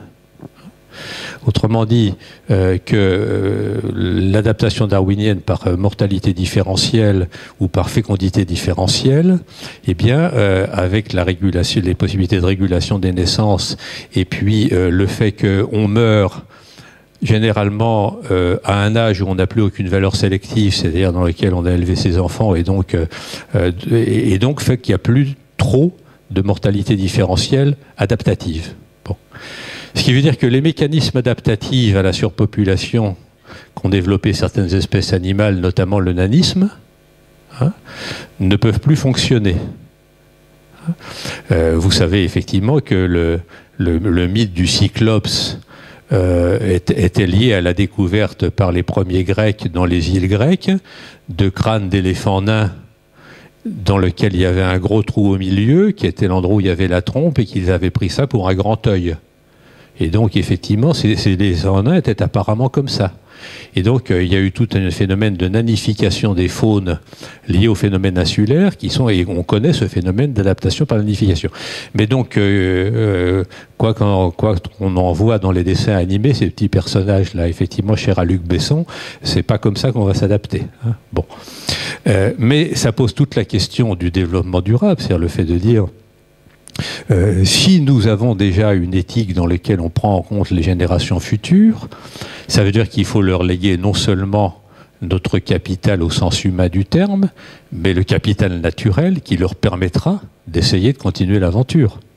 Autrement dit, quand on regarde qu'est-ce qu'on peut léguer aux générations à venir, le capital financier, on sait qu'en une journée de Wall Street, il peut être divisé par 2, donc c'est pas trop un truc à investir. Le capital humain, c'est-à-dire les institutions, les connaissances, les savoirs, etc., le savoir vivre ensemble, ça c'est déjà un peu plus solide. Et puis il reste le capital naturel. Et donc la question, c'est de ne pas opposer l'avenir de l'homme et puis la préservation du capital naturel. C'est-à-dire qu'il faut effectivement réfléchir cela de manière globale pour voir qu'est-ce qu'on transmet et qu'est-ce que, dès lors qu'on admet que les générations futures devront faire avec. Je vous prends un exemple qui, moi, me préoccupe énormément. Il y a 30 ans, on disait de toute façon, le problème de l'énergie fossile va se résoudre de lui-même parce qu'on aura épuisé les stocks. Bon. Aujourd'hui, on sait que si on brûle, si on va jusqu'au bout de toutes les réserves d'hydrocarbures connues, c'est plus 11 degrés au XXIe siècle. Plus 11 degrés, ça nous ramène au précambrien. Il n'y a pas eu d'écart de ce type depuis, en gros, qu'on est arrivé aux êtres organisés. Bon. Donc c'est impensable. Et donc on va se retrouver face à une situation dans laquelle, comment on fait pour décider de ne pas utiliser une ressource qui restera abondante et pas chère? Et ça pose des problèmes éthiques énormes. C'est-à-dire que si on dit on ne peut pas léguer ça aux générations à venir, comment on va faire ensemble pour décider et on en parlait aujourd'hui à propos des gisements de phosphate, etc. Mais cette idée justement qu'il faudra apprendre la modération et de dire mais finalement non, ça ne va pas s'imposer à nous, c'est vraiment une question éthique énorme. Alors, juste une question quand même, où ton député a raison, c'est que c'est effectivement, et on l'a vu parfaitement pour Ebola, c'est justement la modification des écosystèmes et la mise en présence effectivement d'individus humains et d'une faune qui avait été perturbée et donc qui s'est mis à sortir de son écosystème d'origine, qui a lancé ce genre d'épidémie. Et en plus, on s'en est rendu compte parce que vous vous rappelez peut-être de cette vieille expérience de la poule mouillée du bactériologiste Yersin, qui, voulant travailler sur la peste, s'est rendu compte que lorsqu'on trempait une poule dans un baquet d'eau froide, et qu'on lui injectait la peste, elle mourait. Alors que lorsqu'il prenait une poule bien chaude avec des plumes, elle était à 40 degrés, elle ne mourait pas. Il a dit, bon sang, mais c'est bien sûr, à haute température, ça fait barrière. Et donc on s'est rendu compte effectivement que les seuls mammifères à haute température, c'est les chauves-souris, parce qu'elles volent et elles sont à 42 degrés. Et celles qui trimballent Ebola, parce que justement, à 42 degrés, Ebola, elles sont porteurs asymptomatiques. Et donc, c'est leur mise Et donc, effectivement, c'est bien la perturbation des écosystèmes qui a déclenché l'épidémie. Alors, par contre, est-ce que c'est le fléau de Dieu? Ça, c'est un autre problème. Mais...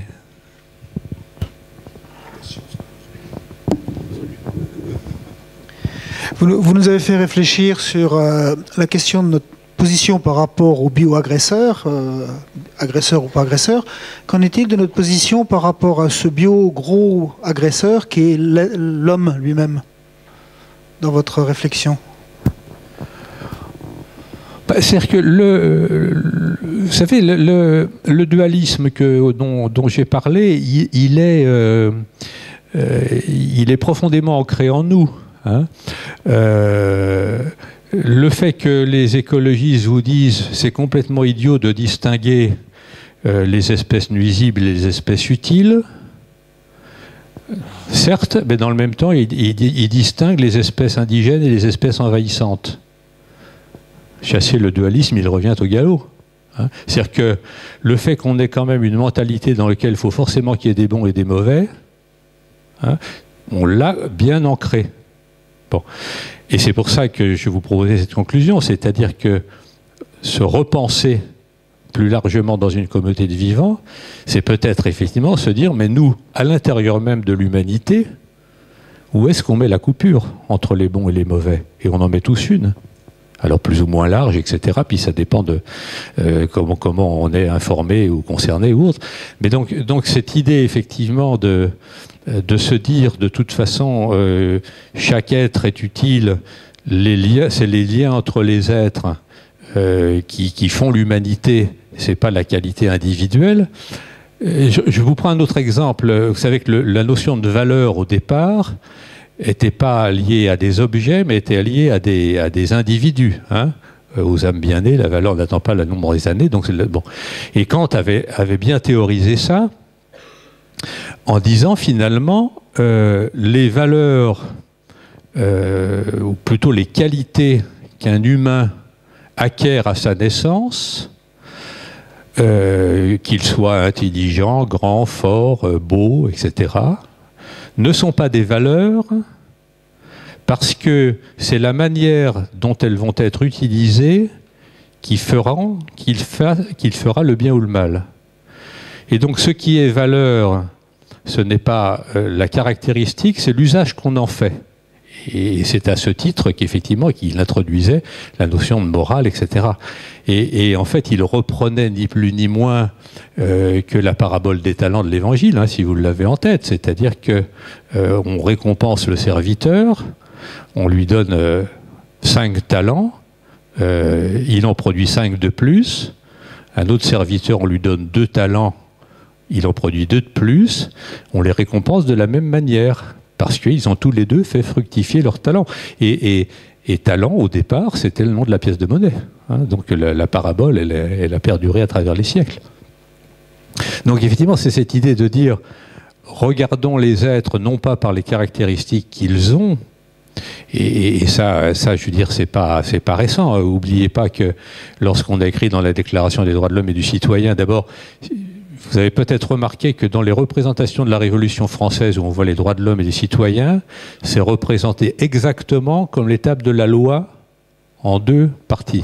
Bon, c'est pas pour rien. Hein. Bon, donc ils avaient une petite idée en tête. Mais ce qui est important, c'est que quand on dit les êtres humains naissent et demeurent libres et égaux en droit, Et révolutionnaires, ils étaient bien placés pour se rendre compte que les gens, ils naissaient pas et ils demeuraient surtout pas libres et égaux en fait. C'est-à-dire, il y avait des inégalités de fortune, d'âge, de sexe, etc. Et donc, le fait d'affirmer qu'ils étaient libres et égaux en droit, c'était justement le fait de dire qu'à travers la diversité et les inégalités liées à la nature, entre guillemets, chacun avait les mêmes droits. Et donc, effectivement, c'est cette idée de dire, n'essayons pas, même si, comme on le disait tout à l'heure, il faut peut-être se penser un peu la question de l'échelle des êtres, mais n'essayons pas, effectivement, de mettre systématiquement les gens sur une échelle, quoi. Parce que, effectivement, dont on est très souvent inconsciemment dans notre tête, assez haut sur les barreaux.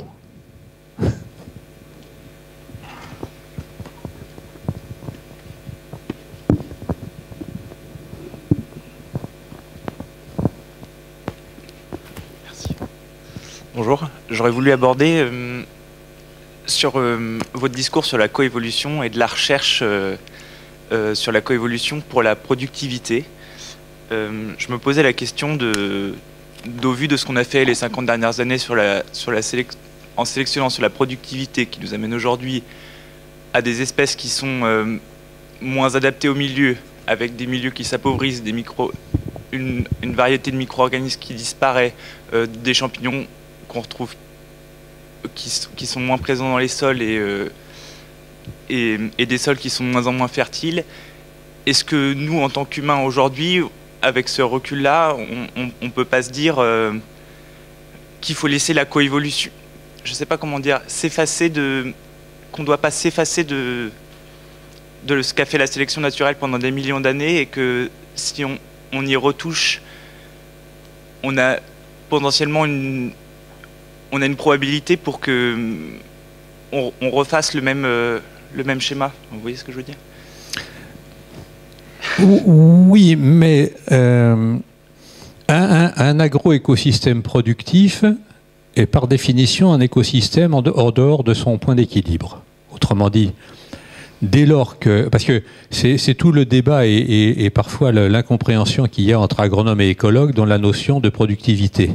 Hein, lorsque les écologues disent, mais de toute façon les écosystèmes les plus productifs du monde, c'est par exemple la savane africaine, parce que si on regarde la quantité d'herbes produites par an et par hectare, c'est très supérieur à une prairie, etc. Ils oublient de dire que cette herbe est recyclée sur place. Autrement dit, c'est de la productivité instantanée, mais dont on n'exporte rien.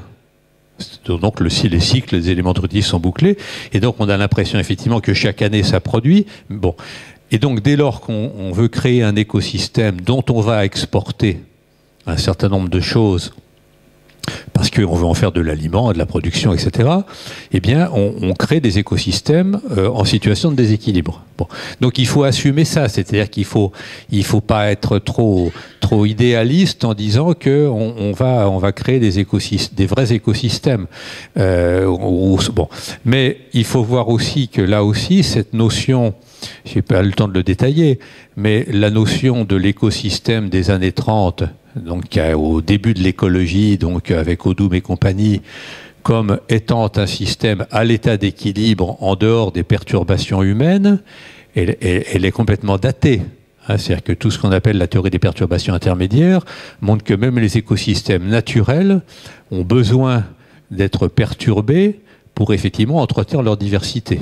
Donc ça veut dire qu'il n'y a pas d'un côté des écosystèmes perturbés par l'homme et de l'autre des écosystèmes à l'équilibre. Bon. Mais effectivement, il faut avoir en tête que même dans les agroécosystèmes, les phénomènes évolutifs existent. Et c'est pour ça que j'ai dit, est-ce qu'on peut arrêter ou freiner la reine rouge, mais ne pas effectivement dire qu'à chaque fois qu'on va y toucher, on va faire des bêtises, quoi. Sauf que après... Sauf qu'on peut considérer que la sélection naturelle, c'est la seule capable à favoriser l'évolution d'un maximum d'espèces. Ah ben oui. Oui, mais je prends un exemple. On sait très bien en écologie qu'on prend n'importe quel milieu, on amène de l'azote, on diminue la diversité végétale parce que la plupart des plantes sont des plantes qui ont appris à avoir très peu d'éléments nutritifs. il suffit de se balader, de faire de la randonnée en montagne et de regarder à proximité des bergeries, eh bien, vous voyez tout de suite, effectivement, que la belle flore que vous avez vue pendant que vous randonnez, eh bien, est remplacée par des nitrophiles peu nombreuses, avec une grosse biomasse, mais un nombre d'espèces beaucoup plus réduite. Donc ça, c'est une loi assez classique, qu'à chaque fois qu'on va augmenter les apports d'intrants, eh bien, on va sélectionner un nombre plus restreint d'espèces qui étaient plutôt en minorité parce que justement elles avaient besoin de beaucoup d'intrants. Bon, donc acceptons-le et n'essayons pas de dire qu'il faut qu'il y ait à l'intérieur de la parcelle autant de biodiversité que dans les bandes enherbées. Sinon, on ne mettrait pas de bandes enherbées. Hein. Donc ayons là aussi une vision que j'appelle de solution imparfaite. Si on dit il faut refaire des parcelles qui aient toutes les caractéristiques d'un écosystème naturel, non. Mais il faut jouer avec ça, quoi. En fait, au fond, vous nous dites que l'homme, peut-être par manque de connaissances ou par bêtise, quand il a croqué la pomme, eh bien, il a quitté le paradis. Et qu'il est depuis toujours à la recherche de ce paradis. Et ce que vous nous dites, c'est que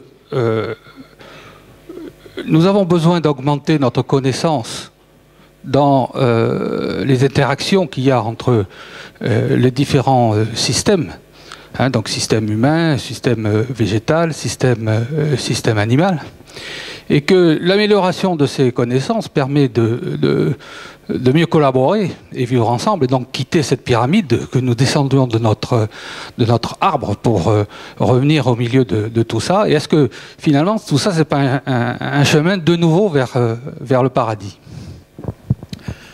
Alors, bon, tout d'abord, en ce qui concerne le paradis, il s'est passé une chose étonnante à partir du moment, disons, de l'apparition de la Renaissance et surtout du XVIIIe, c'est que le paradis est passé du passé au futur. Autrement dit, dans la vision classique et préhumaniste, le paradis était un état passé de l'humanité, hein, dans lequel, bon, le mythe de la pomme, de l'âge d'or, etc., enfin, on trouvait ces mythologies. Et puis au XIXe siècle, XVIIIe, grand basculement, le paradis, c'est demain. Autrement dit, l'avenir, le progrès, vont nous emmener vers le paradis, y compris dans des systèmes philosophiques laïques, le grand soir, j'en passe. Bon. Donc ça veut dire qu'effectivement, il y a eu un basculement complet de cosmologie, hein, dans lequel ce qui était considéré comme nous sommes déchus, nous sommes tombés sur Terre, et puis peut-être qu'en essayant, on y retournera, mais en tout cas pas sur cette Terre, est devenu au contraire un projet de société. Bon. Moi, effectivement, je suis agnostique du paradis. Hein. Ce que je me dis, c'est comment nos pauvres petits bipèdes et les enfants qui vont suivre vont réussir à se débrouiller sur cette petite planète qui a le mauvais goût d'être un peu trop chaude ou d'être partie pour être un peu trop chaude et un peu petite compte tenu de la population.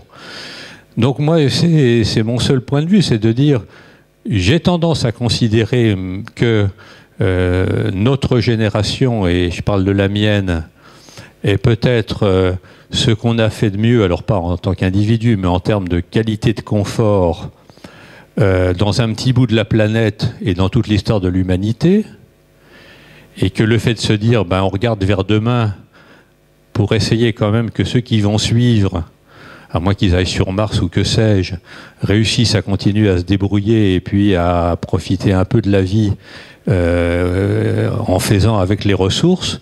Est-ce que ça sera le paradis ou pas? Je ne sais pas, mais il faut qu'ils réussissent à se débrouiller. Bon. Par contre, pourquoi j'insiste beaucoup sur les relations? C'est parce que, en termes mathématiques, je pense que la recherche agronomique a épuisé le gisement de solutions additives.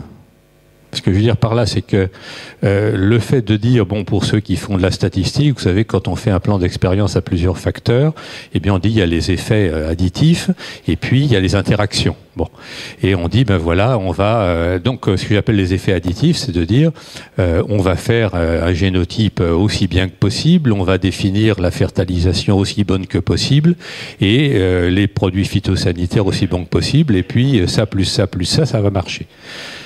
Et je me dis effectivement que ce qui nous reste à explorer, c'est toutes les interactions, c'est-à-dire toutes les logiques non additives. Et que ça, c'est beaucoup plus difficile parce que c'est effectivement plus difficile à prédire, même si les statisticiens, la modélisation des interactions, c'est un vieux truc en statistique, mais c'est pas du tout évident. Mais effectivement, c'est le gisement d'interaction qui est peut-être le gisement à explorer et qu'on a évacué parce que c'était beaucoup plus facile en recherche agronomique de commencer par épuiser la variabilité additive. Parce que c'était celle qui répondait le mieux, effectivement, à toutes les manipulations, qu'elles soient génétiques ou environnementales, quoi. Donc c'est pour ça que j'insiste beaucoup sur les relations.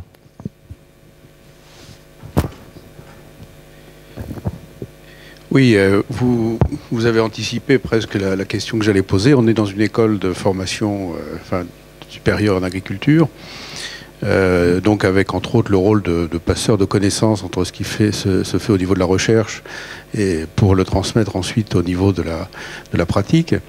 Et je m'interroge sur justement la capacité actuelle de la recherche justement à produire la connaissance. Vous avez parlé de transfert d'informations au sein d'un écosystème, vous avez parlé de transfert d'ADN horizontal entre espèces, de synergie, de complexité, de systèmes complexes et ouverts. Donc, est-ce que la recherche actuellement agronomique, agricole, s'est orientée vers des thématiques qui vont nous permettre dans quelques années de transférer ça au niveau de nos programmes d'éducation qui justement forment les ingénieurs qui seront ou les techniciens qui seront dans les exploitations elles-mêmes dans 4 ou 5 ans ou 6 ans et qui vont commencer justement à faire rentrer dans leur pratique ce que vous avez décrit d'une façon finalement très générale mais qui à un moment ou à un autre va devoir se retrouver sur le terrain. Non.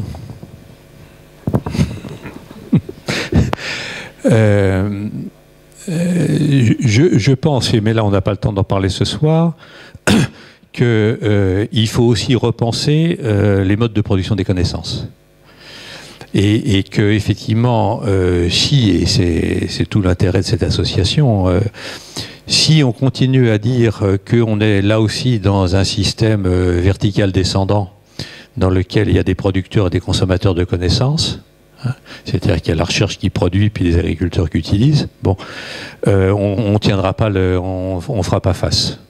Ça veut dire qu'effectivement, et on le voit bien quand j'ai parlé de cette vision verticale du monde, ce que beaucoup de gens soulignent à travers Internet et autres, c'est la mise à plat.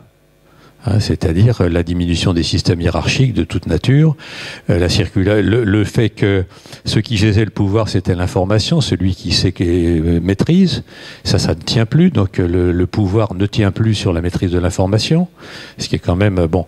Et donc ça veut dire que dès lors que l'information est partagée, ça change complètement. Donc on est dans des situations de mise à plat du monde. Bon, je n'idéalise pas le fait qu'il y ait des Big Brother ou etc. Bon, je suis pas naïf, bon, mais enfin quand même. Bon. Et donc ça veut dire qu'effectivement, ce qu'il faut enseigner, c'est... excusez-moi, je n'ose pas parler devant des directeurs d'école pour ce qu'il faut enseigner, mais bon, ce qui me semble à essayer de réfléchir, c'est comment aider un système à être apprenant. C'est-à-dire comment faire que tout système dans lequel on va intervenir soit un système qui, à travers ses pratiques, ses essais, ses erreurs, ses réussites, apprenne et transmette cette information et capitalise cette information. Ça rejoint la question des big data et de la gestion des pieces of information, c'est-à-dire comment on peut faire de l'information à partir de toute une série de choses. Mais cette idée de dire, et ça c'est important de dire, quand vous faites quelque chose ou que vous intervenez ou vous proposez à des gens de faire quelque chose, ayez toujours le réflexe de qu'est-ce qu'on peut apprendre avec ça et qu'est-ce qu'on peut mettre en place pour que ce système nous apprenne quelque chose. Et là, je prends un exemple, et ça c'est à l'intérieur de la recherche, il y a souvent des gens qui disent j'ai vérifié l'hypothèse. Bon, on dit, montre-moi ton plan expérimental. Bon, mais est-ce que tu avais la moindre chance, avec ton plan expérimental, de faire du mal à l'hypothèse?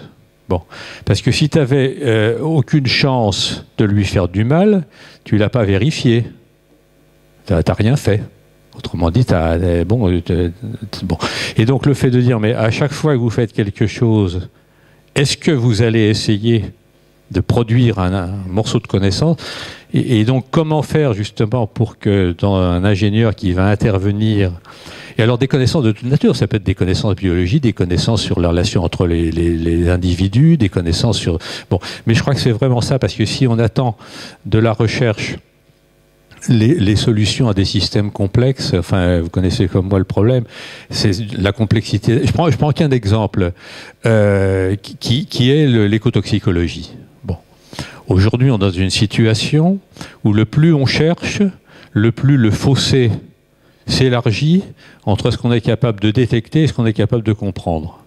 Autrement dit, les capacités de détection font que, je ne vais pas vous faire peur, mais si vous dosez du lait de femme allaitante aujourd'hui, ben, on y trouve beaucoup de choses. Pourquoi? Ben parce que nous sommes à peu près le seul mammifère qui attend 30 ans avant d'allaiter.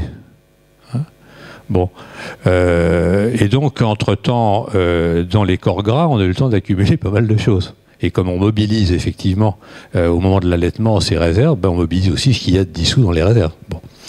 Donc on peut détecter tout partout. Et à chaque fois la question, mais est-ce que c'est grave, docteur? C'est-à-dire, s'il y en a, est-ce que c'est grave? Et bien là, de plus en plus, on dit, bah, écoutez, on va voir, etc. Et donc, c'est-à-dire que le plus la recherche va avancer, le plus elle va augmenter. C'est-à-dire qu'on était dans une vision naïve dans laquelle la recherche, c'était une lampe électrique qui explorait une pièce noire dont les limites étaient connues. Bon. En fait, la recherche, c'est une machine à ouvrir des portes vers d'autres pièces noires. Et donc, le fait de se dire, bah, elle va nous permettre un jour de tout savoir, je crois qu'il faut penser autrement, quoi. Moi, chaque fois que je l'entends, cet homme, je me sens plus intelligent. C'est vraiment le meilleur compliment, je pense, que je voudrais lui faire. Et donc, je pense qu'on peut l'applaudir pour dire que merci de nous rendre plus intelligents.